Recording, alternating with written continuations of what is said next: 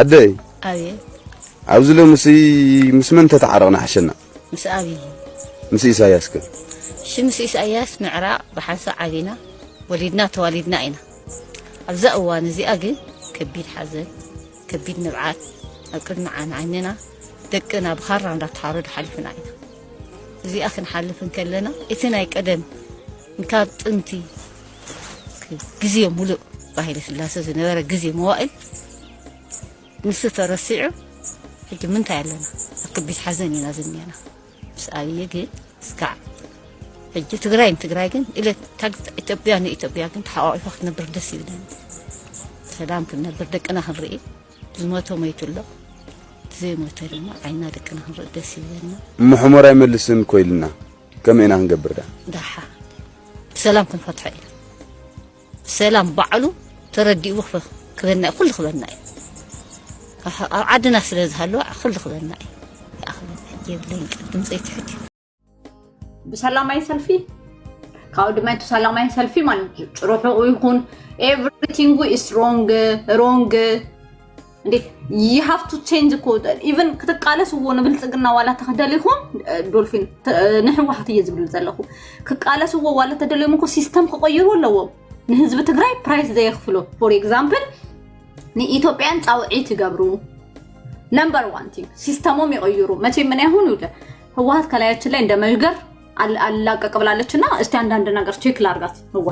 ህወሓት ከዚህ መስበል ዝግና ተቃለስ ተደለ ኢትዮጵያ ሂዛ ያፍጥቃለስ ዘለዋ ኢትዮጵያን መስበል ዝግና ኸይ ወግኖ ፖለቲካ ተሰርሐለዋ መስ ኢትዮጵያን for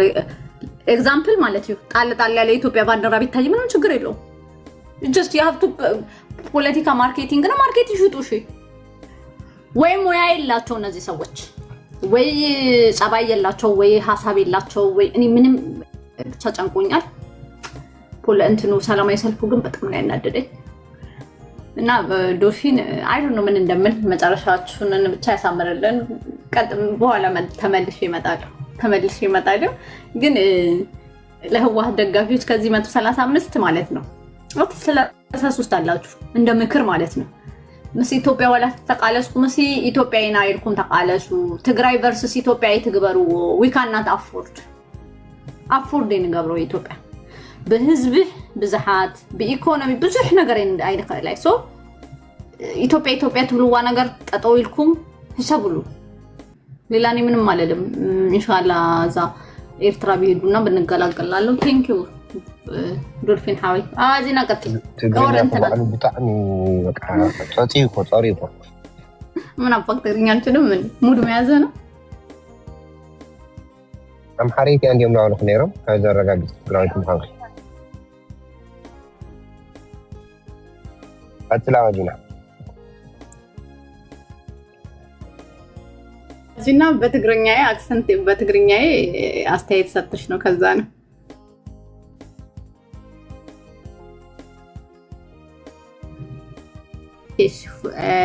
from Didi ቀጥል ኦኬ በኪዳን ነው የሚባለው ይሄ ወይስ በቲፒኤልኤፍ ሊጀምር ቲፒኤልኤፍ አሁን እያደረገ ያለው ጽምዶ ምናምን የሚባለውን ነገር ያው በዛኛው በድሮ በደርግን ሲታገሉ ሻቢያና እንትን ሻቢያና ቲፒኤልኤፍ ወያኔ እንትን ያደረግበት እሱን አስቦ ምናምን እሱንም ሁለተኛ ኪሳራ ነው አሁን ያኔ አንደኛ ኪሳራ ያመጣውን ታቃላችሁ ሻቢያ ሲገነጠል የራሱን መሬት ይዞና የኢትዮጵያ እንትን ሲገነጠል እነማን ነበር ለቅሞ የወጣው መጀመሪያ የትግራይ ጀነራሎችን በሙሉ እንዳለ አመራሮች ኮሎኔሎች ብትሉ ገና ይሄ የ92ቱ እንትን የ90 ነው ምናምን የሚባለው ወራር ሻቢያ የሚባለው ጦርነት ሳይጀመር መጀመሪያ ያደረገውን ነገር ገብቶ በስለያና በእንትን ጨርሷቸው ነው የወጣው መጀመሪያ አሁን ደግሞ ያንኛውን ስህተት እየደገሙ ነው ለምን ብትለኝ አያምነንም 5 መጥቶ 27 ዓመት ሙሉ ቂም ይዞ መጥቶ እንዳለ እንድንጠፋ አድርጎናል አያምነንም ስለዚህ ያንን ቂም አለባቸው ስለሚል አሁን ትንሽ ማፈግፈግ ምናምን ሲታይበት የሆነ ይሄንን ጦርነት ከተነሳ ለቅሞን ይሄዳል ነው እንዳለ ምርጥ እኔን ይታገሉኛል፣ እኔን ያጠፉኛል፣ እኔን እንትን ያደርጋሉ የሚሉትን እንዳለ ጥፍታቸው ይሄዳል። ይህንን ስህተት ሁለተኛ ስህተት እየደገመ ያለው ደግሞ ቲፒኤልኤፍ ነው፣ ማንኛውም አይደለም እንጂ ህዝባችን ላይ የጄኖሳይድ እንትን ታውጇል ብለው ታግለው አስበው እነ ጻድቃን ከሀገር ውጭ እኮ ነው የነበሩት። ምንድነው የምትሆኑት እናንተ? አሁን ባንዳ በጣም ነው የሚገርመኝ። በቃ ህወሓታውን ባንዳ እያላቸው ያለውን በጣም ነው የሚገርም። እንደ ጌታቸው ረዳ ሳይንታይዘር ሲባል የነበረውን አሁን ባንዳ። ኧረ ተው። ይህን ፖለቲካሊ ገብቶት ከኢፌዴሪ ከህገ መንግስት ጋር ቅርብ መሆን አለብን። ሁልጊዜ እሱን በሱ ተቃራኒ እንትን ቁመህ ያው ሁልጊዜ ጥፋት እንጂ ምንም ነገር ጥቅም የለውም። እንዴት ብለን ነው መሬታችንን የምናስመልሰው? እኮ ኢትዮጵያ አይደለ እንዴ የምትመልስልን? ያው የኢትዮጵያ ህዝብ ስለሆነ አሁን ትግራይ እስካሁን ድረስ የኢትዮጵያ ህዝብ ስለሆነ የፌዴራል መንግስቱ ህዝቡ ስለሆነ ህዝቡን በሰላም ማኖር ስላለበት መመለስ አለበት። ይህንን ደግሞ ዘንግተናል። ህወሓት መንግስት አይደለሁም፣ ፕሪቶሪያ ሄዶ መንግስት አይደለሁም ይህን ምርጫ አፍርሻለሁ ብሎ ባፈረሰበት አውድ ያኔ የነበረ መውረድ የነበረ ያኔ መጠቃለል ነበረበት። ህወሓት እንዳለ እንትን ማድረግ ነበረብን። አላረግነውም፣ ችግር የለውም። አሁንም አለ። ግን ትልቁ አሁን ኢፌዴሪ የአሁኑ ህገ መንግስት አይደለም እኛ ሳንኖር እንኳን እንደፈለጉ እያደረጉት የነበረውን አሁን ስንመጣ ይሁት ህገ መንግስታዊ የፌዴራል ህገ መንግስት ይቃረናል ተብሎ ፍርድ ቤት አገደው። አያግደውም ነበር እምልህ ነገር ስምረት ፓርቲ እዛ ጋር ባይሄድ ኑሮ ጌታቸው ረዳ የቀንድ አፍሪካ አማካሪና እንትን ባይሆን ኑሮ ህገ መንግስቱን ተንትኖ አውቆ ፖለቲካሊ ባይገባው ኑሮ ማለት ነው ባይሄድ ኑሮ እዛ ጋር ፓርቲ ባይፈጠር ኑሮ እናቴን ነው የምልህ አይቀይሩትም ነበር። ምርጫ በዛ በአሁኑ አግሎት ያለውን የብልጽግና ፓርቲ የኔን መሬት እኔን ተወክዬ እመርጥበታለሁ እያለ ያለውን ቦታ ለአማራም እንኳን አልሰጠም። አይታችሁታል። ስለሚፈልገው ነው እሱ ስለሚፈልገው ነው። የብልጽግና ፓርቲ ጉዳይን እናድርግለትና እዚህ ጋር ግን ህዝቡ መመለስ አለበት። በምን ምክንያት በምንድን ነው የሚመለሰው? እንዴ ጦርነት ከተፈጠረ እኮ ሁለተኛ ህዝብ ታፈናቅላለህ እንጂ የትኛው ህዝብ ነው ወደ ቦታው የሚመለሰው? በጦርነት ሰዓት የሚመለስ ከሆነ በጦርነት ሰዓት የሚመለስ ከሆነ ያን ጊዜ አይመለስም ነበር። ሁለተኛ መልሰን ማጥቃት ባረግንበት ወደ ደሴና ኮምቦልቻ ምናምን ስንሄድ አይመለስም ነበር። ያን ጊዜ አይመለስም። በጦርነት የሚመለስ እንትን የለም። አትሳሳቱ። ድንቁርና ነው። ማንም አሁን መሞት የለበትም። ኧረ አይደለም። ይህንን 50 ዓመት ሙሉ የትግራይ ህዝብ ፈላጭም ቆራጭም ምን ነኝ። አሁን አይታችሁታል። የምርጫ ቦርድ እንትን ሲያወጣ ብቻውን እንትን ይተዳደራል ሲል ቦታዎችን ስምረት ፓርቲ እንትን ስላደረገ የሚገርማችሁ ነገር ህወሓት ምን ብላ ወጥቷል? ትግራይን አይወክሉም ጭራሽ እውቅና ያላቸው ምንም የትግራይን ውክልና ያላቸው ምናምን ብሎ እንትን አወጣ። ኧረ ተው። ጦርነት እየጎሰምክ አንተ እንትን ህዝብን ሊያስበላ ግን እሱን የራሱን መንግስት እንደገና ራሱ ነው የሾመው። አሁን ህወሓት ራሱ ሾመዋል። የትግራይ ጊዜያዊ ትግራይ መንግስት ምናምን እንትለው እዛ ገደል ይግባ። አሁን ምንም የለም። አትዋሹ። ቢኖር ኑሮ መግለጫውን አያስወጣም ነበር። እነ ስምረት ፓርቲ ምናምን የሚባሉትን ነገር እነዚህ የትግራይ ህዝብ አይወክላቸውም። ኧረ በእናትህ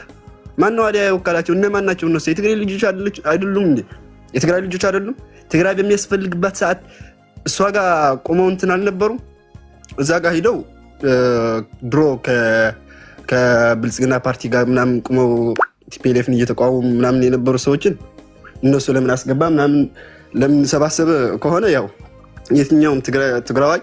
የድሮም ጥፋት ይኖርበት የአሁንም ጥፋት ይኖርበት ለለውጥ ከተስማማ ማንኛውም ሀሳብ ተቀይሬያለሁ ማንኛውም እንትን ያለበትን ነገር መግባት ይችላል። ቂመኛም አይደለም። የፓርቲው እንትን ሲመሰረት ከመጀመሪያም ጀምሮ በኖርማል ፖለቲካሊ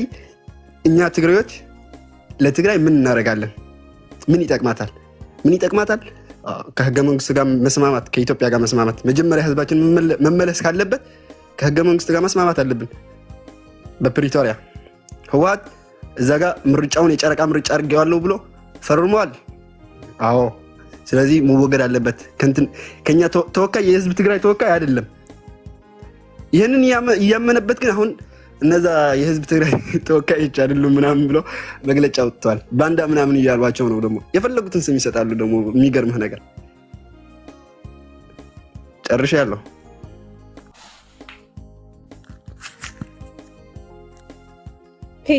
እዚህ ነው ዴቭ ተናገሩ። ህጋዊ ባንዳ ያላወራችሁ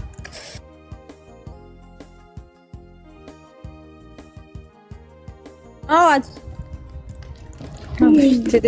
አውሪ እንጂ አሁንስ አደረግኸኝ። እኔ خزار ولا أنا فري لوكا كل ما طلعت راح يكون كل خسرت تزاري لا بتاع خبا ليش أنا جالس أكون مرهوي أما بدي أنا خل حكت لا خلي خامزهم شعبية لا صلي أنا كويس زارو كنا زي خامزهم ما زارو كم دحري زي زقوم زي مجمر يا خامس خاتنا غير خا أنا أربعة خزار 100 مجر تاينا نيلنا مسلكم هم تجارون بقى أنت يغندلوا عنا هاي بقى أما قصة هاي توصلنا ده عند حد دوي بنا بقى أوت عنده موتى هاي ودي سوي اللي بتبتك عوي تمثل كاولنا قص راح أنا قلعة هذا بندو ما لكم نقدر نوقع لزو ميديا ترجم له نقدر نقرد هاي سائل لكم لهم إذا هم سوات زياتهم سماني لنا ندنتكم لمن تعيو عبتك رايسي موت إنترتين الكبر لمن تعي بقى مومات سي بقى همزو بقى عوي نجارسي موتي بقى بتقرأي عوي يسرع عند حرقين عند حرموت خاطر يا خابك مومات سي is very entertaining بقى بتقرأي خم غيركم زوم سواتي أم كاولو موتو سي تقرأي عارف يفعل دبسرو زوم سواتي زياتهم 16 سوات يوم بيتساوي يوم أنت بيتساوي كويا مولو تقرأي باريا غير ومونيو هم باريا يوم لحسونا بايزون تدليوم كينات يبلو تدل حقوحات البحر كم عزيم لا تقرأي مري تقرقر تخينهم in a first place كم عزي تقرقر تكون خلي ترى يكسر نيرم ديوم خلي تندر تكسر نيرم ديوم تقرقر تكونوا إذا سوات زياتهم ليه تقرأي تعمل كور جول دليوم تيرر يوم لقتي لكل شعبك أتودعها موتها نقلوا إن حدا قانيكا كل شعب نقلوا إن حدا قاني وتقرأي تايسر وأنا تقرأي نقلوا إن حدا قاني كل شعب why تايسر الجهر تقرأي كتموتي خا بقى بعلم كاوت على يفطروا له بعلم تخلخل تموسلو همزم سوات زياتهم دفار لليلي بقى نقولوا تهزوا الموت هز بدهون يسقول بقى مالت ليه أي تيغي هاي الجبر له زم سوات زياتهم من يوم يريد يغي من يوم همزي أجيرهم تقرأي الحمص والله من يوم همزي أجيرهم تقرأي كفنا قد تقرأي كموت نقلون حدا كاوزم سوات زياتهم تقرأي من يوم بعلم ديهم شكر لهم تصلوا بعلم ديهم صلاة لهم تصلوا بعلم كيف فوتوا وتصلاي they create enemies كاوله له بعلم solution خوينا ويموتوا ناتقراوي enemy بعلم يفطروا أبى همزة ولا توري تسرح زو كوفيد ناتقراوي تصلاي بعلم يمسرحوا بايزوي كاوله له ناتو تصلاي solution خوينا ويموتوا مفتاح خوينا ويموتوا هذا نتو 5 مليون تودوا لجونوسايد تقرايسي قطروا كله يبي لك موتي كاو حالي فتاي لك حدا دبرت انتت انت قبلك مرح لي خل اجلك مرح لي خلسه ازي سي مسخوره دحيزو 1.5 مليون حزبي حمام الموتي مسلي تايل لك اي بقى انا كوقاششنا سلالدليو كتلالونا سلطانكم انطلنا سلالدليو يميلو دم خدم خلوي هو يغورو مالك زل عالم علامات تግራይሲ ትግራዋይ لوعلو تقيم يفلط لتግራይ تقم ነገር غير يفلط قبل فتر جميرو حزبا ويانا حارነት ትግራይ لهم يملا برخاوت يوم حارነት يكوني كوص قرصص بيلو نطب تكون غيروا كاولله بصلاي تخيو خم لنبر صلا غيرهم له تهزب بقى تشقري له خم لنبر عبد الله يم ساعات ساتهم مينرال يوصو تلاندرسوس قعد حتى بلو دولار نيو غزعنيو يقمطو لتهزب ግን 280 بليون نار مليون بليون او سيدوم سي 5 بليون كما اخذوا لتطمي كو لتو اب تعيل بحال له ابنا سدت له 5 بليون ما اخذوا كاوله ጭራሽ የሆነ ከ5 ቢሊዮን ነውጽዮም ምግብ እኮ ለብላዕ ከምፅሉ ካፍታ ልመፀትሉ እኽሊ ብደንብ ምን ትክጭቆን ብደንብ ምን ትክፈርሕ ክሕዝቦ እኽሊ ይሰርቅዎ ኣታ ከምዞም ዝሆባት እዚኣቶም ጨካን ኣነ ኣራዊት ፀረ ትግራዋይ ና ትግራይ ሕልውና ሓደጋ ዝኾኑ ከምዚኣቶም የለይ ምክንያቱ ሲ ከምግር ኣብ መጣሊ ኣብ ኬንዳላ ነበረ ድማ ለ11 ለካቲት መኽበርስ ከክልተሚ ተውፂ ይበሃል እዩ ካብ ስደተኛ ካን you guys imagine ካው ብስደተኛ ለለ ፖለቲካ ክሰርሑ ይደልዩ መንግስቲ ኢትዮጵያ ባንክ ዛዕላውሉ ካብዚኣቶም ላልኩ ፀፀላ ይውሉ ልቱ ስደተኛ ሲ ቱ ስደተኛ ለስ ፖለቲካ ናያቶም ና ምንባር ማሽኖም እዩ በቃ ና ፕሮፓጋንዳ ማሽኖም እዩ ባይዘወይ ተፈናቃል ድሕር ተመሊሱ ልጎርዎ ነገር የውሎም ይሳቶም ሰው ክፀንሕ ክኽእል ኒዮ ልቱ ፌደራል መንግስቲ ድዩ ልቱ ህዝቢ ድዩ ጨቂኖም እሳቶም በቃ ሓመድሕን ኮይኖም ክመፁ ሕሰብ ወንደ ሻምናይ ክፍሊ ካብ ትምህርቲ ቤት ኣኪቦም ወሲዶም ወንበይ እዚኣ እኮ ያዳ ህዝቢ ከመይ ፀሊዎም ሃምለሎ ኮሪኹም ዋይኹም መቸስ ህዝቢ ሲ ከመይ ፀሊዎም ሃምለሎ ኮ እዚኣ እኮ ያ تا ستاديوم تريوا لكم ده 70 حزب الستاديوم مقاله ما انه ما يموت بدليل الموطم يلي حاسس سلفي لو مسك كاب تمرتيتات شامناي كفلتاش اكل اليمنتر قلعو اكيوم بقى عزيف حزب وغنم خمللو مالتي اجددم كاب تمرتيت كاب سلفو وسيدو مبلاو بقى غاوتايم كغورو حوحاتك خمللا اسكنغرنا كاموننا يلخم ابساب يلخم تهزب ግን አነ ለኾነ ነገር ማገሮም ሊዮም በይ ሐምዙ ድጋም ልተገወረልኝ ይመስል ላቆተልዎ ላጥፍዎ ላሰደድዎ ሲ በቃ ዞም ሰባት እዚአቶም መን የሚል እንደጠይቁ ስታመል ሰው አይከግና ና ትግራይ ችግር ኤክስቴንሽን የም ዞም ሰባት እዚአቶም ሶ ለዚአቶም እንደለ ይጥፋኻ ጸላከ ጥፍየልካ ከይተሐስብ ክነብር የልካ ከይተሐስብ ትግራዋይ ጸላትኻ አውጓጓኻ የም ነው አመቀለኔው አብሽረኔው ጸላትኻ ጸላይኻ አብይ አሕመድ ይኾነ ጸላይኻ ሻዕብያ ይኾነ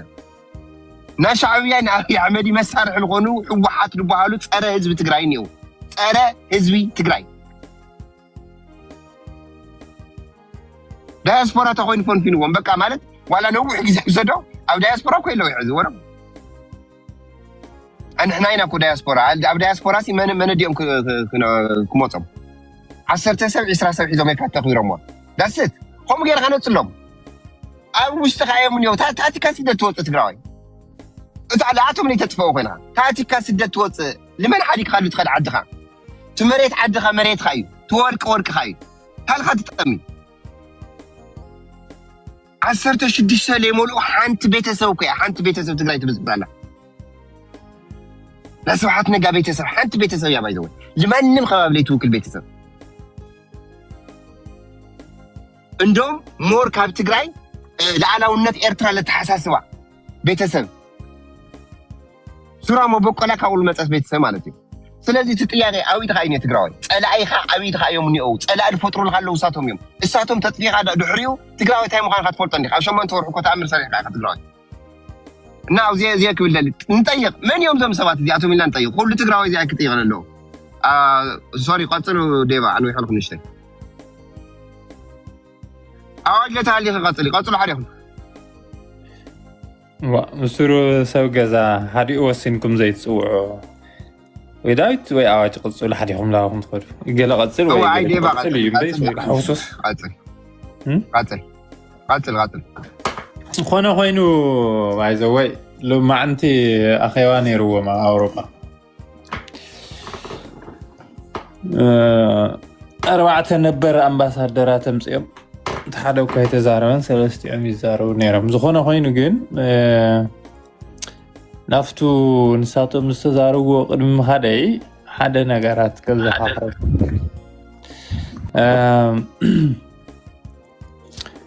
أمانة إلى صفة فيسبوك وأمانة إلى صفة بقصة سمو مجوجو إخم تلوي مثلاً زحتهم فيسبوك ومسحة في قص تايلو صحيفو حزب تግራይ ንስምረት ውክልና አይሃበን ህዝብ መረፃ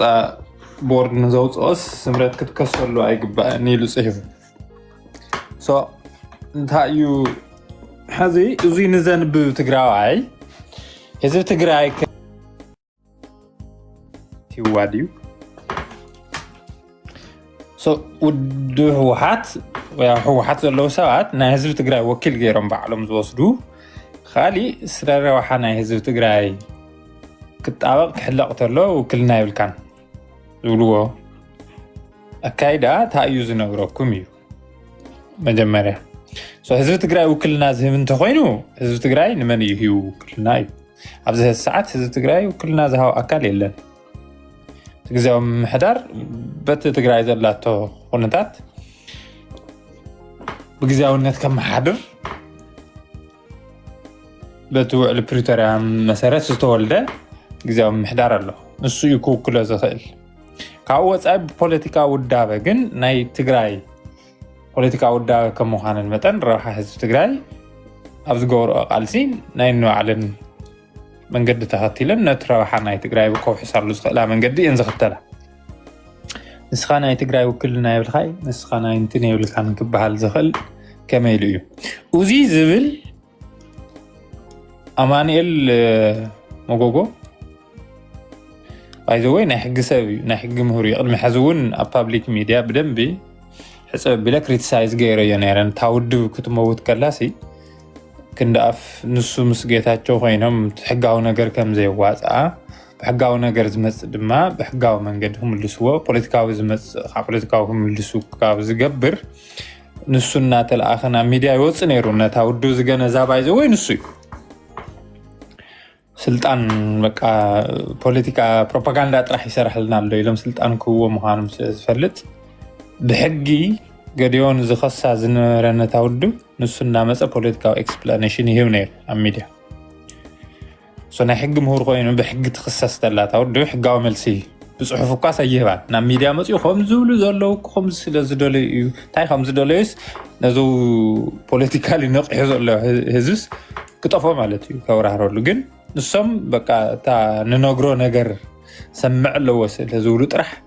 ተቐዳዲሞም እንታይ እዩ እዝኒ ናይቲ ሰብ ክመልኡ እዮም ዝፅዕሩ ተታሒዞም ጠፊኦም ማለት እዩ ፎር ዛት ማተር ግን ሕዚ ንሱ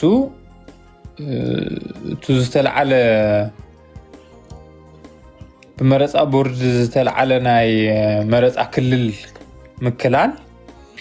ካብ ፖለቲካዊ ውዳበ ክሳዕ ሲቪክ ኣሶሲሽን ብደንቢ ተነቂፉ ተቃውሞ ተገይሩስ ናይ ኩሉ እንድሕሪ ኢኹምዎ ትኽክል ኣይኮነን ወይ ውዕሊ ፕሪቶርያ ጥሒሱ እዩ ዝብል ወይ ሕገ መንግስቲ ጥሒሱ እዩ ዝብል ትግራዊ ናይ ባዕላ ብሄራዊ ቤት ምክሪ ኣብ ዘይብላ ናይ ፌደሬሽን ምክሪ ቤት ዘሊሉ ክውስን ብዙሕ ሕጋዊ ብዝኾነ መልክዑ ትኽክል ከም ዘይኮነ ነቂፉ ክእረም እዩ ዝፅውዕ መብዛሕትኡ ኢምፕሊኬሽኑ ወይ ሳዕቤኑ ድማ እንድሕር ክእረም ዘይኽእሉ ኣብቲ ከባቢ ዘይዛሪ ጎንፂ ክፈጥር ዝኽእል ከም ዝኾነ እዩ ህወሓት ከመፅያታ ኢላ ኣዋጅ ኩናት እዩ ትኽክል ኣይኮነን እዚ እዩ ብውዕሊ ፕሪቶርያ መሰረት እዚ ተባሂልና ተፃራሪ እዩ ዝግበር ዘሎ ኣይንቕበሎን ክእረም ኣለዎ ገለ ዘይኮነስ ግልፂ ናብ ኩናት እዩ ካሊእ የለ በቃ ኩናት ኩለን ነገር ናብ ኩናት እዮም ዝትርጉምዎን ዘለዎ ህዝቢ እንተሪኦም እንታይ ማለት እዩ ስቲል ንሕና ኣይጀመርናይ ናይ መጀመርያ ጥይት ንሕና ኣይተኮስናይ ማለት ዝኣክል ስኢሎም ይፅበዩ ኣለዉ እምበር ኦልሬዲ ኩናት እዮም ዝደልዩ ዘለዉ ኩናት እዮም ዝፅውዑ ዘለዉ ግን ሕዚ ናብ ቅድሚ 2 ዓመት እቲ ውዕሊ ምስ ተፈረመ እንድሕር ከይድና እንታይ ይብሉ ነይሮም ሻው መጀመርያ እቲ ውዕሊ ፕሪቶርያ በቃ ናይ ዓወት ውዕሊ ከም ዝኾነ ብዙሕ ከእምኑ ይፅዕሩ ነይሮም ጎደለታት ከም ዘለዎ ድሓር ሳዕቤነታት ክህልዎ ከም ዘስዕብ ናብ ፖለቲካሊ ብደንቢ ክረአዮ ከም ዘለዎ ክንገር ከሎ እንታይ እዮም ዝብሉ ነይሮም በቃ ናይ ዓወት እዩ ኢሎም የእምኑ ነይሮም በቃ ወዲ ህወሓት ክራክ ዝገበረቶ ቤስት ዲል እዩ ገለ ኢሎም የእምኑ ነይሮም ግን ንባዕላ ንወዲ ህወሓት እውን ከጥፍኣ ምዃኑ ስንገሮም they were so confident ዘንታይ ገይሮም ኣፍተር ማዝ ከይዶም ደብረፅዮን በቃ ፅቡቕ ይግዛዕ ኢሎም ንብልፅግና ቸሪ ፌቨር ገይሮም ፅቡቕ ኢኻ ጎዚኻ ሳላኻ ዝተገኑ ይግዛዕ ስለልበልዎ በቃ ትኡ ዘሎ ክፍተታት ክምላእ ይኽእል እዩ ዝብል እዮም ሓሲኦም ነይሮም በቃ ምስታ ውድብ ተፈራሪሙ ስለ ዘሎ ህዚ ምስ ብልፅግና ንሰርሕ ንሕና ጥራሕ ኢና ለኣና ሟሟ ክብል እዩ ንሕና ለሟሟ እንተይልና በቃ ነገር ዓለማት ውዳእያ ኢሎም ሓሲቦም ማለት እዩ ተዓዘብቲ እውን የድልዩናን ሳልሳይ ኣካል እውን የድልየናን ኢሉ ደብረፅዮን ሰጊጉዎ መቐለ ወዶ በቃ ፅቡቅ ኸድና ነርና ኢሉ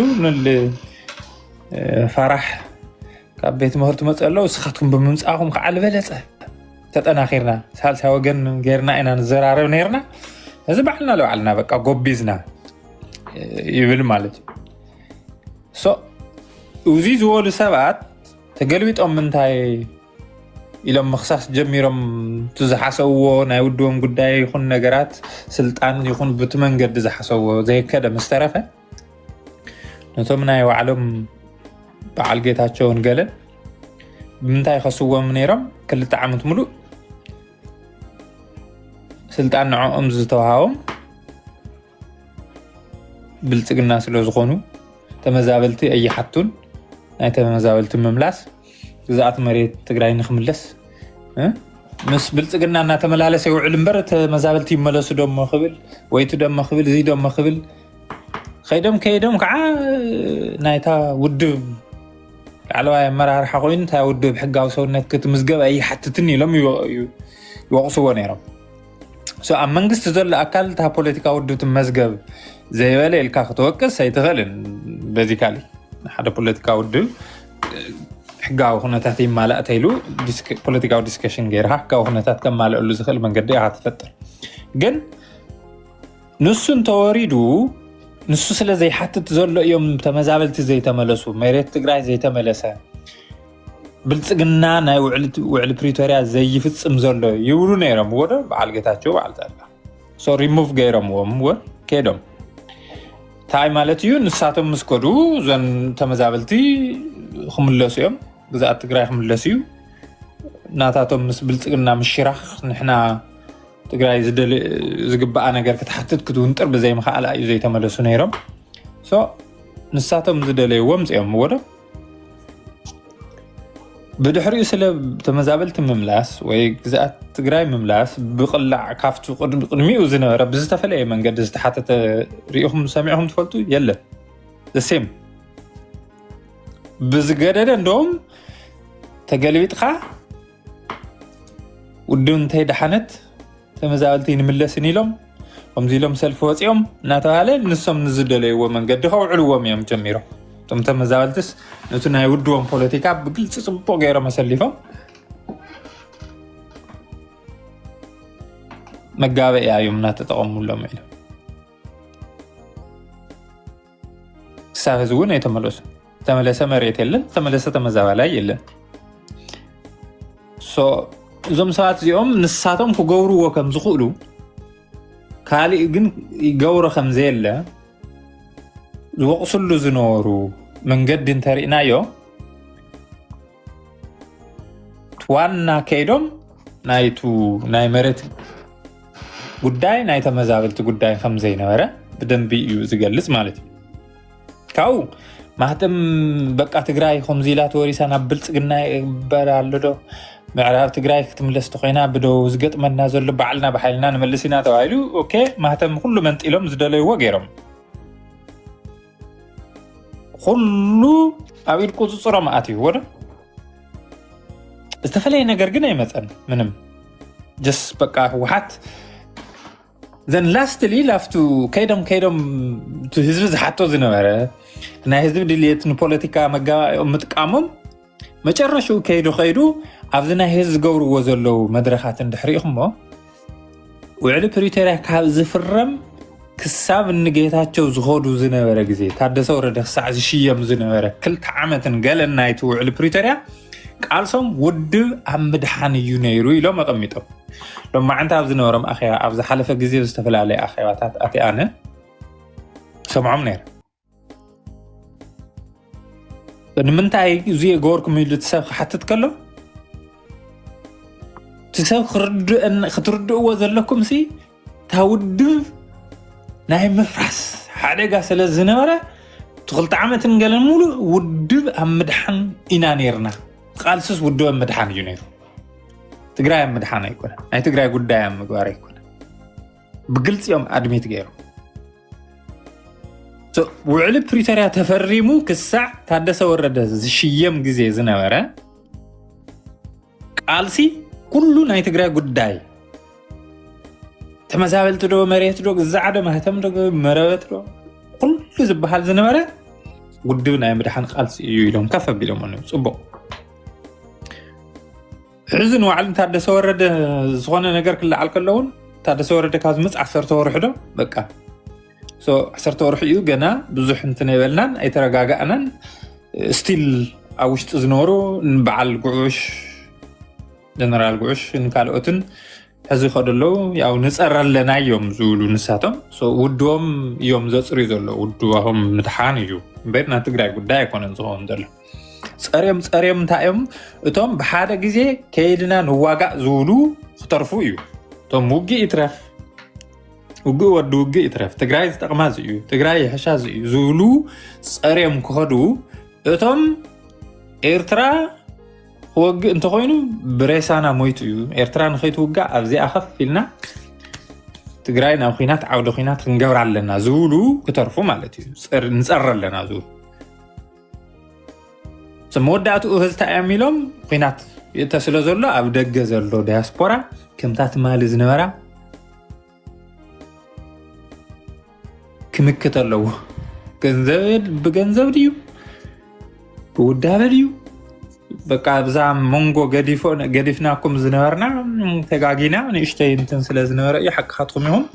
ኩናት ክመፅእ ከሎ ዲኹም ትደልዩና ዝብል ሕቶ እውን ዝተላዕሎም ማለት እዩ እዚ ግን ከምታ ናይቲ ማሊ ፀነተ ተመፅያ ያው ኩሉ ትግራዋይ ናብ ሓደ ይመፅእ ማለት ኣይኮነን እታ ፀነተ ትመፅእ ተላስ ትግራዋይ ስለ ዝመፅእ ናይ ቤተሰቡ ኩነታት ተሓሳሲብዎ ብህዚኹም ታውዳበሲ ኣሳሲኹም ዋፅንሑ ክመፅእ ከሎ በቃ ጎሪፉ ክመፅእ ከሎ ከመይ ጌርና ከምንጥቀመሉ ብህዚኣታ መሓውርና እታ ኣሰራርሓስ ሓንፂጥኩም ዋፅንሑ ኢሎም እዮም ዝነግርዎም ነይሮም ነቶም ናታቶም ኣኪቦም ስታዮም ዝብሉ ዘለዉ ፈቲኹም ተይፈተኹም እታ ኩናት ክንውላዓ ከለና ኣደይ ነቦይ እኒኦ ተታሒዞም ኢልኩም ኣልባብኩም ጠፊእኩም መፂኹም ትሕግዙ ኢኹም ገንዘብኩም ትህኹም ብዘይግድስ ሽግር የለሱስ ትሕዝዩ እዮም ዝብሉ ኢትስ ኣፕ ቱ ዩ ማለት ዝኾነ ትግራዋይ ክውስን ክኽእል ኣለዎ ከምዚ ክበሃል ከሎ ሊተራሊ ለውጢ የድልየኒ እዩ እዞም ሰባት እዚኦም ክለግሱ ኣለዎም ካብ መዘሓላፍነት እዞም ሰባት እዚኦም ኣብ ላዕሊ መዘሓላፍነት ወይ ትግራይ ንሕና ኢና ነመሓድራ ኢሎም ብጉልበት ዓቢፆም ሒዞም ብዝቐፀሉ ቁፅሪ ትግራይ ኩናት እያ ትነብር ካብኡ እውን ክትወፅእ ኣይትኽእልን ትግራይ ሞግዚት ሓፁር ናይ ኤርትራ ባርያ ናይ ኤርትራ ትግራዋይ ስለ ናይ ኤርትራ ልዕላውነት ፖለቲካ መዋታይ ተገባታይ ባዕላ ኤርትራን ባዕሉን ካልእ እናኾነ እናሞተ ዝቕፅለሉ መንገዲ እዩ ዝቕፅል ማለት እዩ ቤተሰበይ ዶ ከምዚ ዶ ገለ ዶ ዝብል ነገር ከይኮነስ እቲ ኩናት ዘይተርፍ ዘሎ ዘምፅዎ ዘለዉ ምዃኖም ተዳልዮም ይኣትይዎ ኣለዉ ምዃኖም ፈሊጥኩም ኣብ ዝሓለፈ ግዜ እውን ከም ዝበልና እዮ ምስ ቤተሰብኩም ክትዘራረቡ ክትኽእሉ ኣለኩም ገና ኩናት ከይተወልደ ከሎ ቤተሰብኩም ሕዚ መንእሰይ ይወፅእ ኣሎ ዕገትዎ ሓዝዎ ኣብኡ ኮይኑ ዶ ግዛዕ ዶ ገለ ዶ ይበሃል ኣሎ ንምንታይ እዩ ዝትሓዝ ምክንያቱ እቲ መንእሰይ ሕዚ ሓደ መንእሰይ ትግራዋይ ስለ ትግራይ እየ ዝቃለስ ኣለኹ ኢሉ ልቢ መሊኡ ክቃለስ ኣይኽእልን ስለ ትግራይ ከም ዘይኮነ ውድቦም ናይ ምድሓን ጉዳይ ከም ዝነበረ ተቃልሶም ብግልፂ እዮም ተዛሪቦም ሓፀርዮም ኣለዉ ውድቦም ናይ ምድሓን ድማ ናይ 4 ኪሎ መሊኣ ክትምለስ ከላ እዚ ድሓን ኮይና ኣላ በቃቱ ሃለዋት ዝበሃል ነገር ውሒሳ ኣላ ካብኡ ናይ መጨረሻ ሃለዋታ ናብ 4 ኪሎ ክትምለስ እዩ ብግልፂ ፅምዶ ዝምልከት እውን ኣብቱ ዝተገበረ ሰልፊ እውን ኣኼባታት እውን ኣብ ኩሉ እውን ብግልፂ እዮም ኣድሚት ዝገብሩ ዘሎ ሳላ ዝተገበረ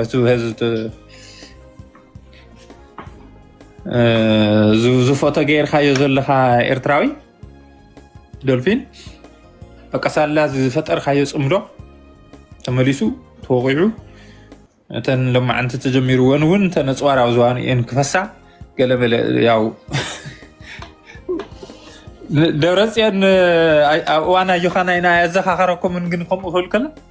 ኣብዝዋኖም እዮም ክፈሳእ ምናምን ተነፅዋር ብምልአን ኣብዝዋኖም ኢና ክነፍስሰን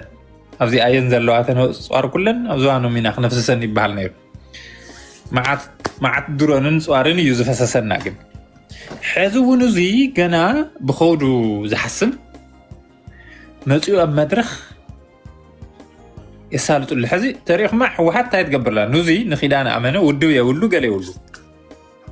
ብሽም ውድብ ኣለኒ ዝንግድ ማለት እዩ ዶሪ ውድብ የብሉ ገለ ይብሉ ብሽም ውድብ ኣለኒ ዝንግዱ ውልቀ ሰባት እዮም ግን ናይ ፖለቲካ ውድባት እንትን ገይራ ኣምፅኣ እንታይ ትገብሮመላ ማለት እዩ ፅባሕ እኮ እዞም ሰባት እዚኦም እዮም ዝተዛረቡ እምበር ኣነ ዝተዛረብኩ እያ ትብል ኦፍሻሊ ኣነ ዝበልክዎ ነገር ኢላ ክትክሕድ እንድያ እዚኦም ግን እንታይ ትገብረላ እቱ ዘድልያ ሰይጣናዊ ነገር በቃ ሰው ኢሎም ንኸውዶም ኢሎም ይንግሑ ኣለዉ ትሪኦ ኣለኹም ፅምዶ ከም ዘሎ ካሊእ ከም ዘሎ በቃ ክንምልሶም ኢና ብቕልፅምና ከምዚ ክንገብሮ ኢና ገለ ፈቆዶ ፌስቡክ ፈቆዶ እንትኑ እናተነግሑ እዮም ዝውዕሉ እዚኦም ክልቲኦም ኩናት ወዲ ኩናት እናዓወጁ እዮም ዝውዕሉ ኩናት ተዳሊና ከም ዘለና ክንወቕዖ ከም ዝኾንና ኩናት እናዓወጁ እዮም ዝውዕሉ ዘለዉ ምስ ደገፍቲ ሕወሓት ክትከራኸርኩም ከለኩም በቃ ንኡ ክሰሶ ባይተና ክሰስ ወይ ግዛዕ ክሰስ እዮም ክብሉ እምበር ሕወሓት ኣይኮነት ውጅላ ኩናት እዮም ክብሉ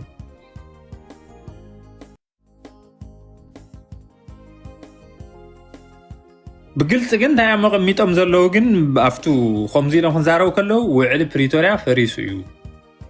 ኢሎም እዮም ዝእውጁ ዘለዉ ባዕሎም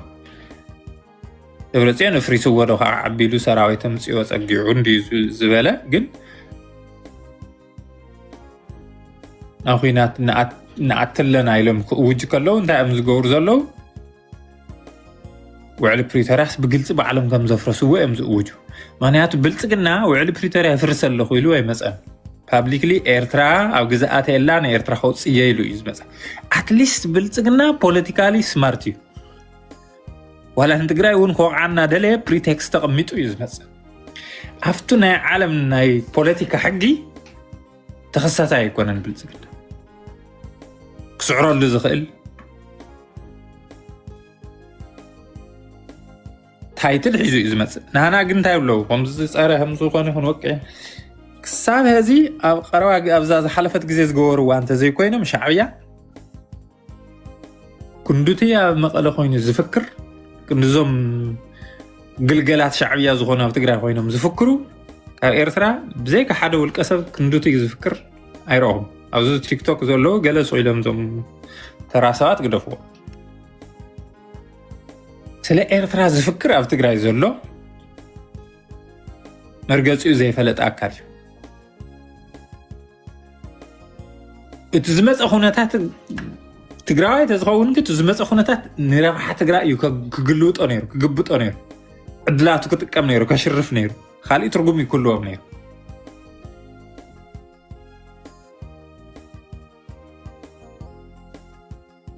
ዝኸውን ዘሎ ግን ብግልዋጡ እዩ ምእንተ ኤርትራ ንመውት ኢና ንኤርትራ ዝበሃል ኩናት የለይ ናባና እዩ ንኤርትራ እንድሕር ተባሂሉስ ንኣና እዩ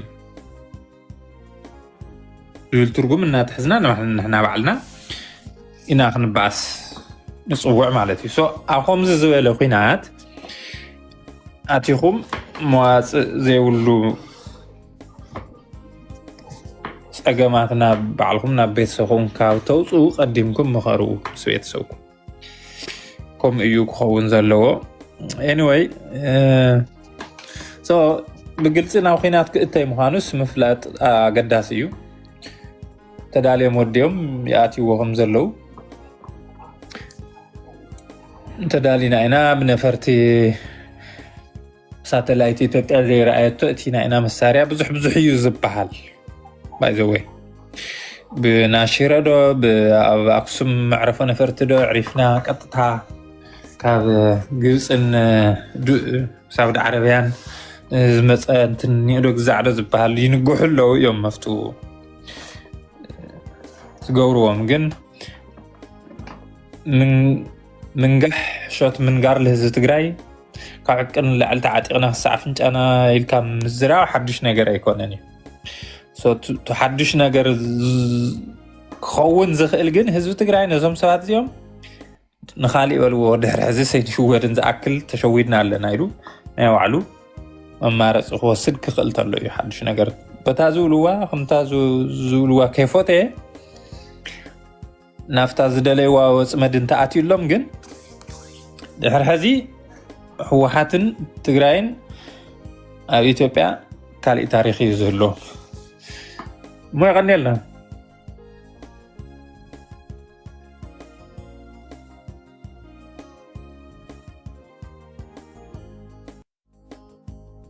اتكم تجارو كوينكم سنخيدا انا امنه ايرتراوي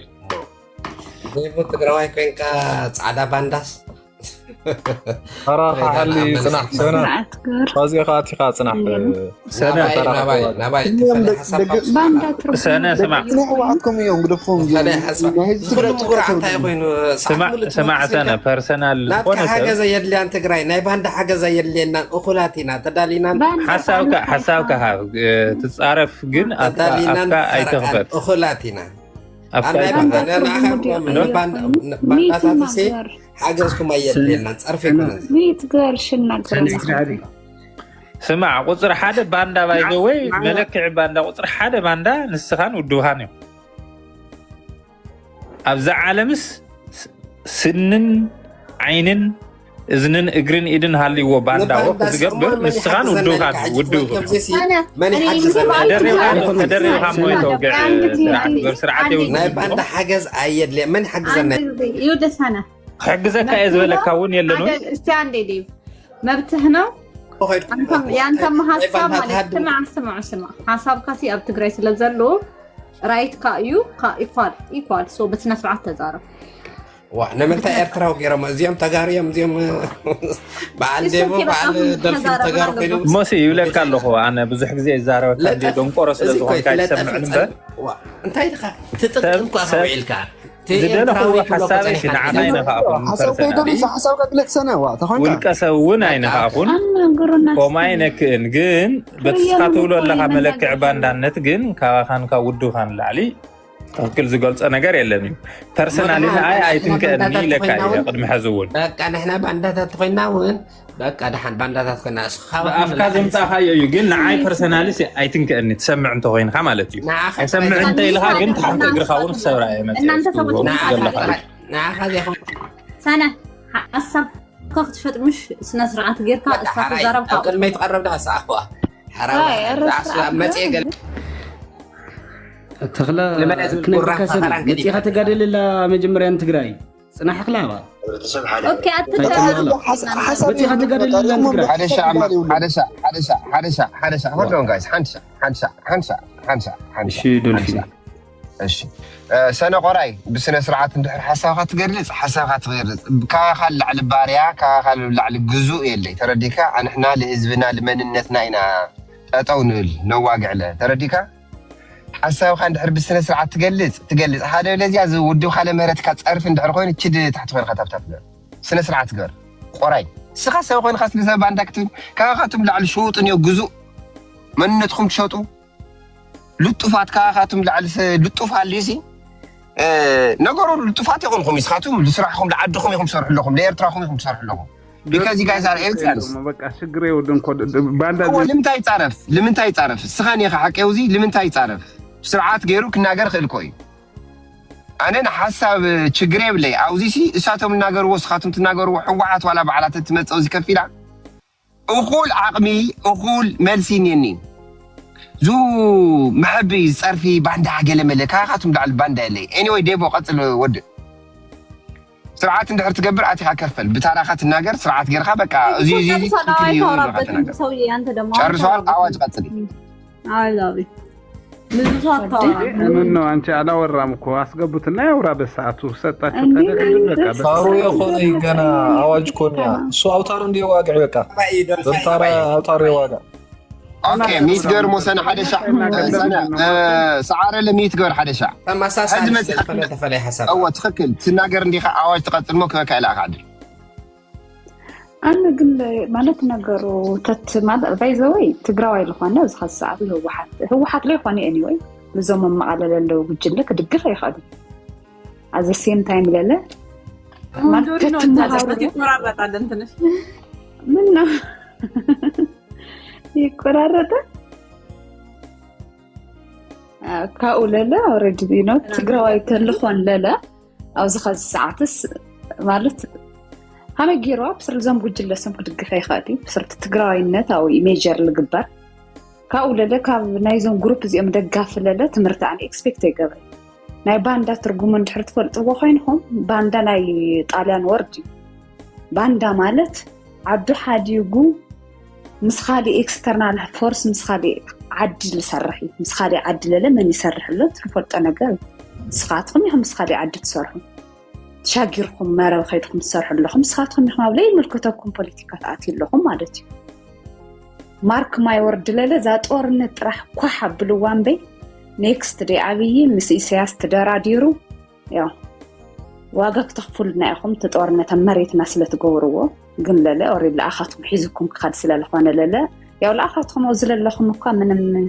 سيلكم منهم أفتطعمي لكم أفتقزع سيلكم حبرنا لكم أوزل لكم مكان منهم أمنهم كويت بني بايزوي ثم حد نيوي intentionally مزيوم بيلهم كيف قارصهم لناقرن يو أوزل لكم majority جن سؤال خاينة في الخب خذابي بجزع كأولا لما دقاف العهم زي لا خرع دي لا مسلكم ما يفلتي كأولا لا تايديا كاقل تدا توليدهم تخونو مريض ولاد يلي دخوني جن ترأسهم جن يناسيلو سلو لخنا مين تالي تللكم يخمو زبل لهم أو زمزهم التجراوي underestimate المقبار طبعا دا بان سخاتهم حافس لتصوري تجراوي بان دكتولو سخاتهم مالته كل هو حات نحنا بعلناس بتاريخ سنطيقكم هنا ذا هو حات تبهال تاريخ الصرح لا يتاتنا دم لخوفو لا بأخاتكم هم أخاتكمي سمعت دمسيسو أو زخزد لتدرجة وديقة بهو حات سم لا شبطتكم ملو معلت هو حات لعلنا لا صرفنا يانو إلنا هو حات ما بخوجكم مكو خيتكم على دمسيسكم ماكو بخكلن يسخاتهم تقادلتنا هو حات قالس تتخونيرهم هو حات لدمسيس تاريخ زي تقراي لتفأماني لهم السمة تقالسهم يرهم ثم قال لله قجلة خيدو دمسيسوا جنسخاتهم ازي متيا ايتخولي دون قراتاتكم محساب تدخل الجمر ام دغفكم مامي كويلكم اوزو مصحهم قال هز قال زمن اسك تشماقنا عندي سيركم ذا موبايل تبال ديفايس للحزكم بتشا عفكم يتخفوت بليز مچم چاينا نا ايدي هبو مسخول مال مسخاتهم دخوني معرض يرنا اوز كنباغر غيرنا بي درجانا لكو يخون خمي قن unfortunately دي قن يو تقالينا نينا نسرعت قور سرعت غيرهم تناقر تخونكم تناقر موتخوم يقرد مقام نانا مزوزني تعبيا خمي موتخومي تقراي نتا underestimate لما قارد تقراي تخدو ورحقات قن ينا بسر مورال ليه والخمي دي تقراي نتا مولمن يمولمن انت زلان بساي تتحازي بشعرية للناقر سا خاص عرا أنا ود زلان بسا ودي تاي انبا فقاداي خاطر لي خوني اي تتحازي لا لكان يرو الصوت كده نعمله اي تتحازي شعبيه حازي يقدفي حازي زلان بسا بدفرت وصيا نايل اما اخل كتما زلان بسا خوينا كاوزلاوزي على ديماركيشن على ديمارك لا غورنا كاوزلاوزي نا ايرتراي كاوزلاوزي لا ايثيوبيا لا تبال اذا لا تبحال في اللي تقدرس انا تقراوي الخكت الناقرس تقراوي نتك املك دي مسلكا كاخل على تقراوي الايه تبقى تدمس تقراي لخوني الايه كاخل على تقراوي الايه بتقرنيا من نغار بايزوي تقراوي انجليزيا تناقرنا انجليزاويان يخونا امريكاويان يخونا تقراوينت ماننت فيلينغي سنه لبوناي أو زمزحهم بن لعلتي وانا تقراوي يلخم كتناقروا تقراوي نتلكم قاشش تقراوي اندرستيميت لمقدار تقدوا ورحقات بن اين اقبلكم مخنياتهم لعليكم تمهارنا لعليكم اكاونتابلينا لعليكم الهزي تقراي نحسن لعليكم لماريت تقراي نحسن بقل تمان قص سلالين ولا مخنياتهم نحن هاف يخواني كفتي سلالين ولد حنتي الان عندنا سخاتكم تقراي فيل تقبارت لا إيرتراكم تشاجركم إيرتراو يعني نكتول تقول تقراي فيل تقبارت لا محرائكم خيدكم لا محرائي نكتول تقول يخم بتصوري تقراوي جن أندرستميت أي تجو أكتب مجارس أي تمكروا بأخذ ما أندرستميت لخون تقراوي كويلي تمهارة كطيء الله خلك حسب لخ ذات سوي عن ويحس للحسب لحم ولا لا سخاف مو تري تجردنا جردنا أنا أبوخاتكم يا أفكارس بتقراي جن بز درجة بزني خاتكم درجة تليفونا بنزنينا درجة تلي تنفسك تلوجنا أي فقد الخمي كوز مصحهم بانداي جزعي ماني خمول ماني خباندك تودا باندان متخد خزر خط أي خيد خط أي إنا نيتعلمنا إنجليز بانداتا تيس عن خير تقراي جن يتجزأي لا باندالي خواني تقراي مالت الكينا ميستر عد حليف الكيه ملحس القرص ميستر عد حليف الكيه بعلو على سوسايتي اللي قبري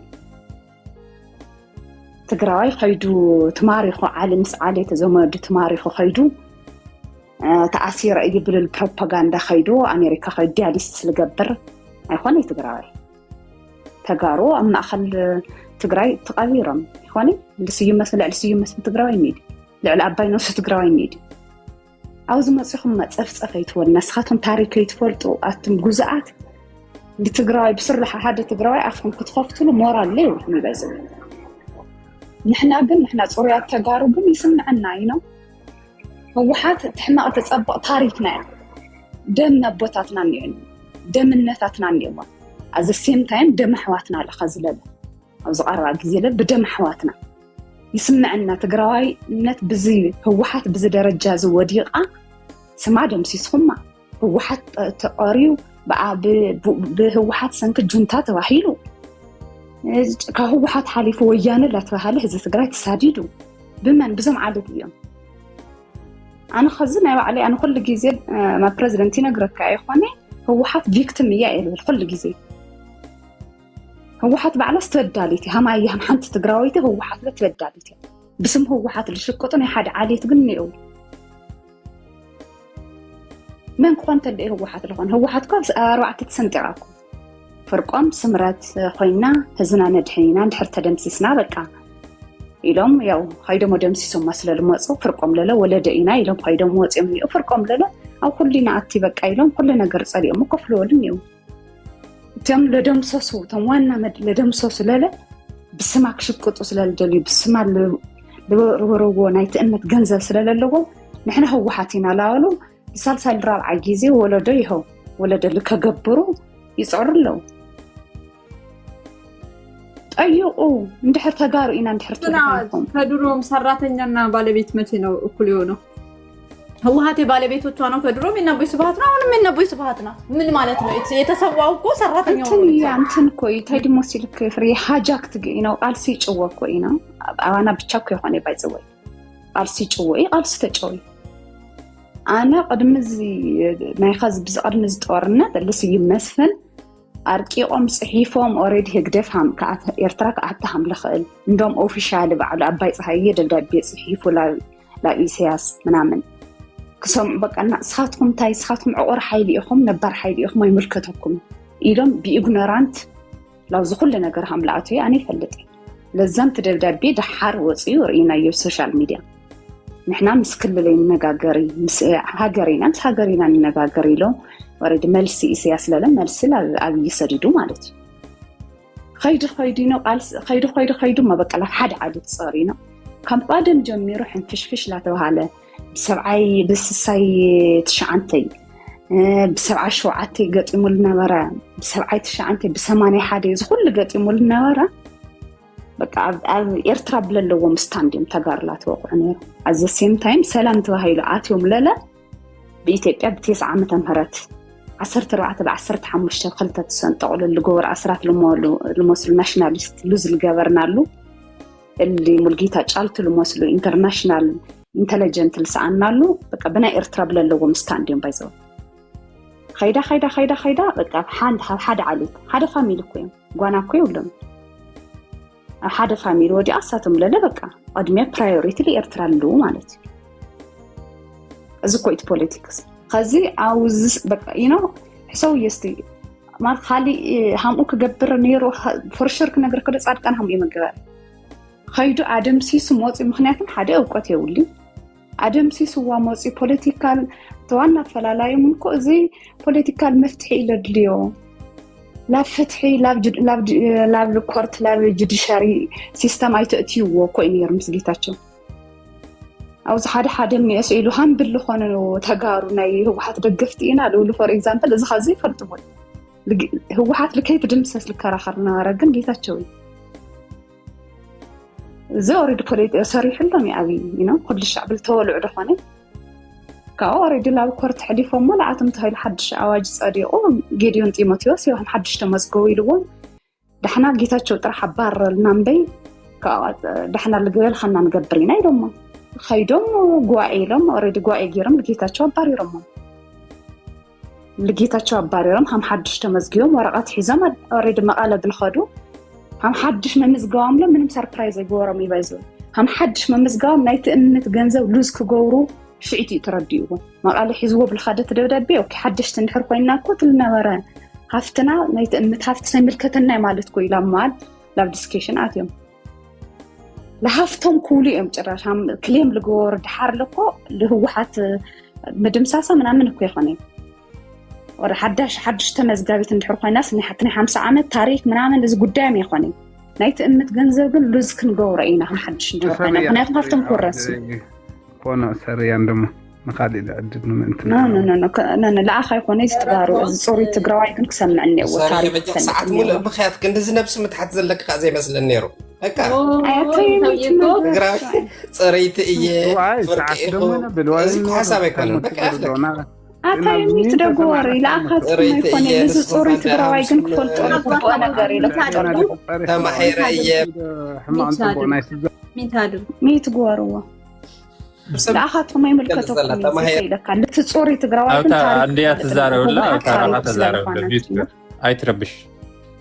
كم ما تابعك ينوع حتى نويحه بقى نويحيل قالوا على الجزاء حفله سنة إذا الأخي ملكتك لزج صوري تقراوي كنت تاريخ فلتني مخناتهم هو حات ناي خاطهم يكون تناينا إياه وأنا صغير دقال تقراوي دقالي اللي دولفين عبر لنا عنده إذا خزيتها أيوه أصوتها الله سنة أصوتوا لمن الناس وتعلم تيسوي يتسلبر لنا أصوتوا بقى يهد من كسو من سماونا قرم يتلمكم ሀሳብ ኑሮት አውርታ ያቅም እዚህ ቲክቶክ ላይ በስድብ ነው የሚታወቀው የሆነ ቤት ሰው እንዲበዛለት የሚፈልግ ሰው ነው መጀመሪያ አካባቢ ሰነን የሚያስገባው ተጫጭሆ ከዛ ውጪ ምንም ይሄን የሚባል ሀሳብ አምጥቶ ያቅም ኤርትራውያን ቤት እየሄደ ነው ተጋሩን እየተሳደቡ የሚውለው እዛ ተቀባይነት አለው ከዛ ውጪ የለው anyway thank you ማያ ሐሙድ አሁን ይስርሑ ላኸይ መልከተካ ባይዘው ይሰነ إذا لزج صوري تقراوي وريدي تاريخه كفلت سلالة وي بلا أخي ملك تكاينه ناي تاريخه واحد تاريخ خطاني خدي ناي خطاريخ ناي دمنجر ناي خطايق إحنا قلنا هم حاجة تجار ومسوعة الخفر بوتات سلالة ونبذا بارتزي يملكتنا هو واحد سنين أيام نملكنا هذا حاجة كير هم ما يخم ناي هقدف قينا أيام صاري وريدي هقدف قينا بالزم برو هقدف قينا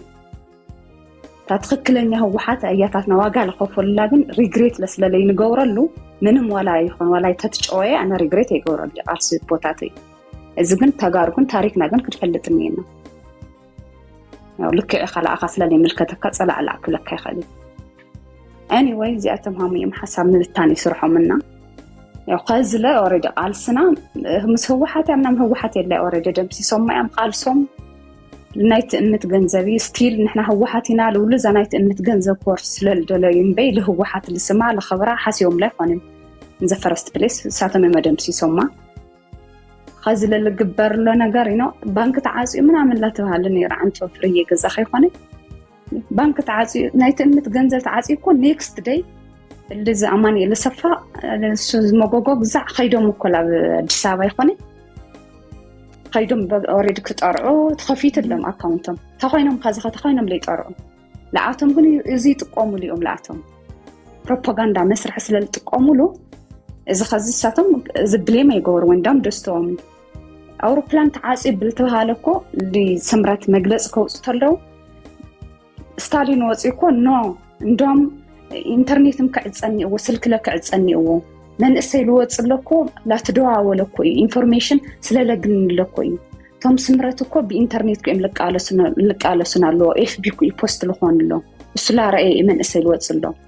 إنترنت لسلك لك عزني ولا لني يريخوني إذا لعتهم لبروباغندا يتعمامي خفت يدلي وي بانك خفت ساتم قدام يخوني بس رايدلي وي لا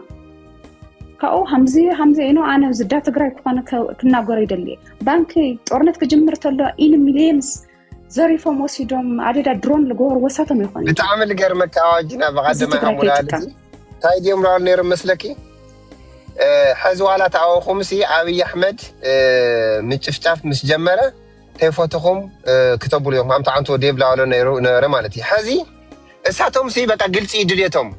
ولا تلولو وتلاسي هزوك وقع لهم هزوك ما تلهم يوم دولي كاو هزب بسمعت كوت لهم كاني جايز إيماجين هزب بقى كتشفت لهم يوم دولي أول إزي خواني دحنا مالت تاتورنت راح كوحت إزي خواني جانا قدهم بزح فتتورنت بعل تجوروا بزح نجرني كل نجر بما سرجع كلنا إذا لي فلت تقراوي ليشي كل نجر نقال صوكمينا هندي بدينيكم لا أنا العخاتكم تليفون تقراوي نتنا بز مالت بز سنكزس بناخاتكم بوليتيكاس تقراوي نتنا دك وقع يخون خبر تقراي دك تنكف يخون بمالينا سوقنا مننا خازات أورنت كواحد حري لابن كلنا نجرينا نقالصة هندي إزي خواني هندي بدينيكم هندي فتت أورنت له هندي يخون تصرحوا تاكتيكال تلو قال استراتيجيكال تاكتيكال تلو بزح نجرني ما تقراي ما نكتسود ويت خالي خذ إناف إز إناف بقى أخي للناي راح كحت بل بسر الصلاة يخوني لأخذهم زي الصلاة زي إكسترنال صلاة زعمزة عبية زعنا نحيت حسوه بعلنا إنا منينا كلها بدهم منك نوزع صاتهم تقولوا والله هم مقدار يتفقنا جن at the same time تقراوي إنتنا لوقع خوين سلل سمعنا جن على هيوت لايف سبيريب لا على هيوت خالي ما على هيوت اللي خفلنا برسل ليله دفين تقبل أنا حاول كوصل لجورنا قريب لا دفين تقبل راح قحت له همنا قدم كي مسلكم قارف مطفي إننا يخوني أي دبتات للوا تدفع رجالة هيد خمت إياه أيكاد بزحنا قرني بزحنا قر حدوقنا أي تتناخفنا مخنياتهم سخاتهم بسمه واحد سلات شقطوا هو واحد اللي كنا قر أين دلي زما في أنا مقالة لله مقالة عريض لله جوجلا جن جودو بزح سلالو خنا نجالس أينا خزل هنت مالي خوني تمالي بزحنا قرنيرنا يعني تقراوي إنتنا توقعي هو واحد سملة يعني أياتنا حليفنا ينهبلنا خازق القرية يبلنا أياتنا كلنا بأخاتهم سنك تحت مريت سفيرة مين تم كوص الخول لا وتأمنيو تم بيوت القرية كوص الخول لا وتأمنيو جنرالاتنا وتأمنيو بوليتيكانياتنا وتأمنيو زخز الفكر اللي كان أنا يوكلنا ميبل هقدف كوكلي خالي هقدف يدحنه ناينا جيتي خواني كي تحسوا هم زنا قدم شفافنا لهم كسرح لهم كي تحسوا هم لبالي لي enough is enough سخاتكم دقهم وشاشمكم ينستكم فانس لخوانه هيوت كنا ربنا هزي تقراي دم بنا هزي تقراي ورقي هزي تقراي فتكموت ورقة ترئيسان نتقراي كتموت لا ودي بلاي دحانت لمن لس هزي تقراي لا تمحالة بعض تسأل ساقل حمدكو سمعناكم توابعوا اللي تايل تفلي حساب توابعوا ገንዘብ ስታወራ ገንዘብ ይሰጣሃል ማለት ነው ጥሩ ነው ምንድነው ይሄን ያላለቀሰች እቺ ልጅ ማለት ነው አጣቃይ ለቅሳቸው ላይ ልድረስ ብዬ ነው ስታለቅስ ምንም ችግር የለብኝም ባላወራ يبكي فرقاي أنا دي هزي مشقة تقول أنا مكون زلام بس الحزة عيا الحزي مريت الحزي بس حقوقي هذا اللي قاعد تستخدم كمري تناهز تقرأي of course داس متكلوا أجف دار تخلي خبز ورح الريح مصبخي of course هو أول تكلي لك اللخو يوي تكل ما أنا هاي بتحكي لكن حاتي رزقيزي حاتي رزقيزي بقى مشتر نفلت إنا الله وسق إلنا إنا بس ما قول رخز أنا مسخبنا خد رجع كورد يخلي شفت لما تخيل خيط قاف أنا قرني إيش جان أول يبكي of course جيزي خايز جيزي لكن أخذ أراح جن كحت بالي لكن كحت بالي وإحنا سينبلن هنينكم دايما صح من دفيكم ما زيت تقصوا ميت بالعق حلينا لما ريت اللي هزت تقرأين حلينا عايوش وطيخة فتي إرترا خيد خا جمير خا يوم أو خيد خادم تقص خي كأخن رأيك نرأيك كنيرنا عدنا نخيدن همز سخاتكم هم ترجع كده همز تبقى كيف تنكفوكم هاديومكم لا تجري لما صحوا حسيهم لا دخل تجري كتقرنت كخيس خايدها مخنيات مفتيا كتشوف خايميا دجني بالخيا افتقن تشوده هز سلاللك لا تجري جن كيرون خزيا عرب حساب احنا عدنا نحلينا خيد ورد اوروبا كوفي الخايف انا ممكات خيد ورد سنه اودي عندي تود كاو حسابها تقلص خاله تراخه تود زحوي خيد ورد نايمن ودد خاك تود ام بي اوروبا خايد خافين خممكات لمن كتمك خايد خزاين صرفين خاص سواء خشي خيد هكذا زي تورد سخي تاخوين انا دت اورنت انا دت اورنت ابي وعسيبك تعسيبك باندان زي تورد صولنا عنده بيزا خاطخني تقبرلنا ابي مسانا داتك توردي أوز خفيلنا زلنا خن ما يتيو نات خاطخنا نسمع كن سلام بلنا ديفو تاريكي أواج سلام نوترينج جنة والكم سلام أنا كفرينا متقبل من أرجو ليش نمتقبلين ياو نافقنا لمن ده تكفل ምን የተከሰተ እንዳለ ማለት ነው ይሄ ሰውዬ አይቼዋለሁ ባይ ዘ ዌይ ኤርትራ ይቀርበናል ብሏል ይሄ ሰውዬ ያውቀዋል መቀሌ ላይ ኢሳያስ ይቀርባል ብሏል እና ደስተኛ አይደለም ይሄን ሰውዬ አይቼዋለሁ ታዝቤዋለሁ ነብር አይናየኝ በሉት መልእክት አስተላልፉለት ሰነኮ ኤርትራ ውስጥ ቤተሰብ አለው እናንተ የቤተሰብ ጨዋታ ነው ሲያዙ ሰነ ቤተሰቦች አሉት ኤርትራ ውስጥ ሚኪ ትግራይ ጋር እንደከፈለ ሰምተናል ሚኪ ትግራይን የሚያገናኝ ሰው ግን የለም ሚኪ ካሳው ከሱ ጋር የሚያገናኝ ሰው ይኖር ከዛ ውጪ ዴቮ ውስጥ እኔ አንተ ላዳምጥ ሰነ አዋቃለሁ የት ነው ያሉት አሉ ቤተሰቦች አንተ ሰናፈን ያሉት ነው ያሉት የሆነ ብቻ ቦታ አሉና ቤተሰቦችን ለማየት 100,000 ብር እንደከፈልክ አንተና አንዳንድ ሰዎች በጽምዶ አማካኝነት ሄዳችሁ ኤርትራ ገብታችሁ ማየት ትችላላችሁ ተብላችሁ ዝግጅት እንዳለ እግር ኳስ ጌም የተባለ በእግር ኳስ ጌም ምክንያት ድንበር ተሻግራችሁ እንደምትሄዱ ምናምን ወሬ ይሰማል አተፍተፍ ነው ብለን እንለፈው ግን የዚች ኤምፓየር ነገር ከትግራይ ወጣ አለ ዴቮ ምን እናርግ እንዴት ነው አጀንዳውን ከትግራይ የምናስወጣው ትግራይ አሁን ሪቢልድ ማድረግ ነበረባት ራይት ናው አጀንዳው ሺፍት መደረግ አለበት እና I'm trying my best ፍሬናት ሁሌ የምታረገው እንጂ እኔ በተቻለ መጠን እንደምታየው ሹሩባ ለባሾቹ ምኖቹንም እያመጣው የተዘጋጋጥኩ ነው እንደውም ኔክስት ራውንድ ሶማሊዎቹ መጥተዋል ሻንቀላዎቹ ብዙ የሉም እዚህ አግኝቻቸዋለሁ አንዳንድ ጋምቤላዎች ግን I don't know ኮኔክት አያደርጉምና ራሳቸውን ሴል ማድረግ ችግር ክፍተት አለ እንጂ ከትግራይ እንትን አጀንዳ መላቀቅ አለብን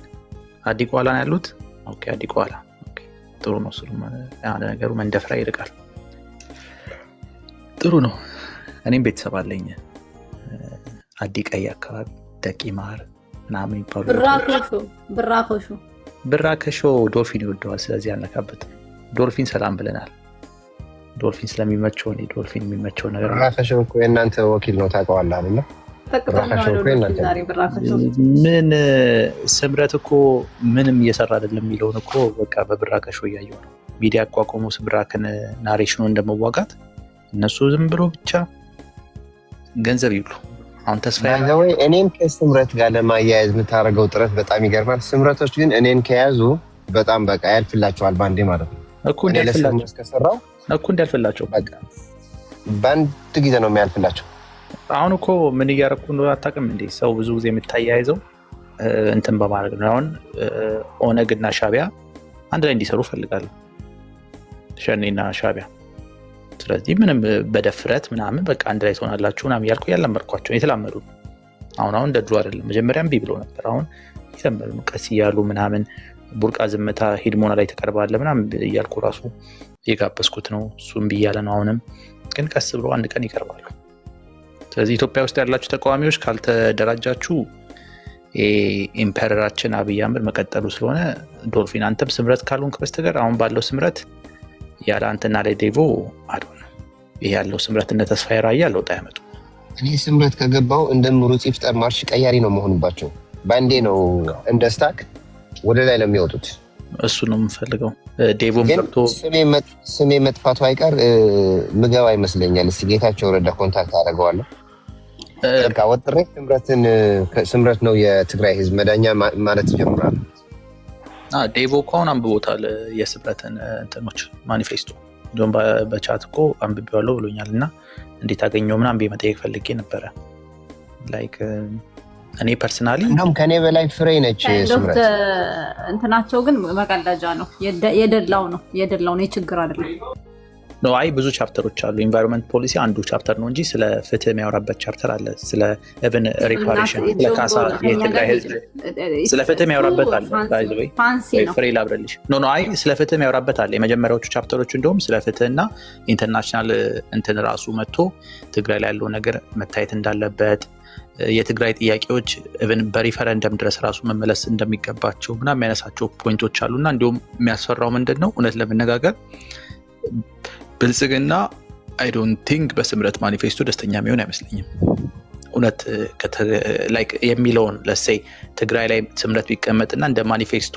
ግማሹን ያህል አክት አደርጋለሁ ካለ በተለይ በፍትህ ላይ ያለው ጉዳይ ትክክል ነው፣ ትክክለኛ ነገር ነው። ግን ብልጽግና የሚጎዳ ነገር እና የሚለቃቸው አይመስለኝም። ወይ አይዘር ለዝም ብሎ ምንድን ይባለው ለፕሮፓጋንዳ ነው ያስገቡት። ግን ለፕሮፓጋንዳም እንደዚህ አይነት ነገር አይገባም እንጂ ፍሬ የመጀመሪያዎቹ ቻፕተሮች ካይሻቸው በጣም ጥሩ ናቸው። ስለ ፍትህ ስለ እንትን የሚያወራው ፓርት ቆንጆ ነው። እኔ ያው ምቀኛ ፖለቲካ ስለማራምድ ኢንቫይሮንመንታል ፖሊሲ የምትለውን ቻፕተር 10 ዝም ብዬ ጎትቼ አምጥቼ ምናምን መጠቅጠቅ ያደርጋቸው ነው እንጂ ሞረለስ ኢትዮጵያ ፖለቲካ ፓርቲዎች ካሉ ዶኪመንቶች ጥሩ ከሚባሉት እና ዌብሳይታቸው ራሱ የጨረሰ ነው። አባልነት ራሱ ተመዝግቤያለሁ እና ለአባልነት ራሱ ክፍያ የለውም። ሶፋር ዙም ሚቲንግ ነው ስኬጁል የሚያደርጓቸው። ኦንላይን አፕላይ ማድረግ ይቻላችሁ ከውጭም ከሀገር ውስጥ እና አባልነት ተመዝገቡ። ዶልፊን ዴቮ ፍሬ ተመዝገቡ፣ አዋጡ ይላቸዋል። እና ስምረት ዴቮ እኮ የእንትን ፓርቲ መያዝ አይችልም ላለው ፖዚሽን ምንድን ነው ሲቪክ ኦርጋናይዜሽን ኮሚቴ ኦርጋናይዘር ነው ኦር ሰምትን አይደለ? አልተሳሳትኩ። አውት ኦፍ ሪስፔክት በዩሮፕ የተጋር ኮሚኒቲ ሊቀመንበር ነው። እና ከሊቀመንበሩ ጋር ነበር እስካሁን የምንከራከረው። ያው እሱ ራሱን ደብቀው ስለሚል ነው እንጂ ሎኪ ነው የሚፈልገው። ያስታውቃል ፓርቲ መያዝ አይችልም። ግን የራሱ ነፃ ሀሳብ ሆኖ ለህዝቡ የሚጠቅም ነገር ይናገራል። ነፃ ሆኖ ገለልተኛ ሆኖ ማለት ነው። ግን እንትን ማድረግ ጥሩ አይደለም። ኢምፓወር ማድረግ አሁን ዶልፊን እኔ አሁን ለምሳሌ ብዙ ፖቴንሻል አይቻለሁ። ባይ ዘ ወይ ከዚህ ጀማ በጣም ብዙ ፖቴንሻል አይቻለሁ። እኔ እንደውም እውነት የትግራይ ጉዳይ አሳሳቢ ስለሆነ ነው እንጂ እኮ አንዳንዶቻችሁን ራሱ ሌላ ካምፕ ውስጥ መክተት እኮ ፈልግ ነበር እንደ ኢምፓየሩ አስተባባሪ ይቻላል። አሁን አንዳንዱ ማህበረሰብ ተወካይ ነው የመሳሪያ መሸጠው ከሆነ እሱ ጥሩ አይደለም። እንትን እየሞከርኩ ነው እንደምታውቀው፣ እሱም ጥሩ እየሄደልኝ አይደለም። ያው መጥፎ ዘመን ላይ ያለው ወደ ሱዳን ወታደር ልካለው ነው ያልኩትም ምንም ፈሪ ናቸው። እባክህ መሄድ አይፈልጉም። ገንዘብ ይከፈላቸዋል። ድሮን ትማራላችሁ። በተለይ ራሻ ከሄዳችሁ ድሮን ያሳያቸዋል እንዴት እንደሚተኮስ ምናምን። ቲክቶክ አካውንት ላይ ራሱ እየላኩላቸው ነው። ይኸው እንደዚህ መተኮስ ትማራላችሁ ምናምን እያልኩ ለፋኖቹ ምናምን ይላኩ ነበር። ለሰለሞን ልኬለታለሁ። ወታደር ላክልኝና ወደ ሱዳን ላካቸው ገንዘብ ያገኛሉ ምናምን ብዬው ነበር። ዝም ብሎ ነው እባክህ፣ ሰው ዝም ብሎ ነው እባክህ ዶልፊን። እኔ ሰው ያስተዋልኩን ነገር ምንድን ነው? ወሬ ብቻ ነው። ጦርነት ይላል እና ሂድ ተዋጋ ስትለው ዘሞመንት እንደዛ ስትለው መበርከክ እንትን ይላል። በቂ ኃይል አለ ኢትዮጵያ ውስጥ ይላል። ስለዚህ አስቸጋሪ ነው። እኔ ከፍሬ ጋር መስማማው በሰላም ብቻ ነው እንጂ ሌላው አጀንዳ እንትን ነው። ደስ አላለኝም። ቫይቡ ደክሟቸዋል። በጣም እያዳመጣችሁኝ ነው በጥርጣሬ። ፍሬም ያቋረጠችኝ አይደለም ነው this is not nice like ደስ አይልም እንደዚህ። ታሪኬም ጸጥ ብላለች። ፕሮስፐርም ይወረዳል። ዴቮም ተኝቷል። ይሄ እንደዚህ ለውለት ልቆና ኢንተራክት አላረግሽም። በሰላም ነው? በሰላም እኔም ራሱ ጋር አለሽ ፍሬ ሰላም ነሽ? ዝም በል እንዴት እንዳርጋት እንዴ እኔ ራሱ ጨነቀኝ።